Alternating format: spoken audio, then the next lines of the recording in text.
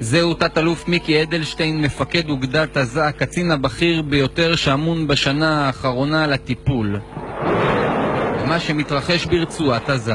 החמאס נכנס למצוקה שבאה לידי ביטוי שמורסי ירד.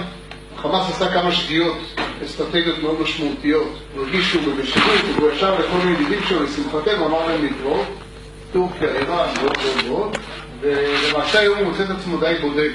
זו אמורה הייתה להיות שיחת הרגעה עם תושבי אחד היישובים בעוטף עזה, אבל הקצין הבכיר הפתיע וסיפק בפעם הראשונה הצצה נדירה לאופן שבו מתייחס צה"ל למה שקורה ברצועה. מנהיגי החמאס, הנהגה מדינית ואפילו הנהגה צבאית, עושים את הכל כדי לשמור על ריסון. אחת החטיבות הכי משמעותיות של החמאס, לקחו אותם, העבירו אותם לבגדי מג"ב, פיזרו 800 לוחמים ברחבי רצועת עזה, שעושים משמרות ומונים מכל מיני פעילים קיקיוניים כאלה שכן רוצים לבצע ירי, או שמנסים אפילו להניח מטענים, הולכים ועוצרים אותם, ומשתמשים בכל הכלים שלהם, חוקרים אותם.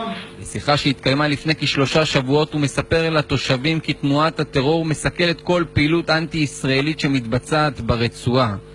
פעילות טרור שבמקרים מסוימים אפילו גורמי המודיעין לא מודעים לה. פתאום החמאס נהפך לשוטר של רצועת עזה.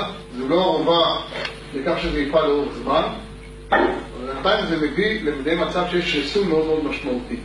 לנו אין מודיעין על איזשהו מישהו שהולך לראות איזה רקטה, ואז הם אחרי זה הולכים ועוצרים אותו, הם יודעים מהר מאוד להגיע לאנשים. תת-אלוף אדלשטיין סיפר לתושבים באופן פתוח וגלוי על שיתוף הפעולה עם חמאס. לנו היום יש מרחב של 100 מטר שאנחנו פועלים בתוך רצועת עזה. בהתחלה דרשו שאנחנו לא ניכנס אפילו למטר אחד. אנחנו הבאנו להם מסר שה100 מטר זה לטובתם. זה יסייע להם, יוריד את הצורך שלהם לפעול כנגד אזרחים פלסטינים שהגיעו לגדר לטובת הפרות סדר וכן הלאה. הם קיבלו את זה. פעם היינו מחזיקים מסוקי קרב, מזל"טים והרבה מאוד דברים. היום בפעילות שחמאס יודע איך אנחנו רוצים את הפעילות, אנחנו מודיעים לו מבעוד מועד, זה יהיה באזור הזה והזה, לא מדויק. הוא פורס את האנשים שלו מהצד השני כדי לשמור על השקט. כשהיו את הפרות סדר על הגדר, החמאס פשוט שלח שוטרים שלו. ולפעילות הזאת של חמאס יש תוצאות בשטח.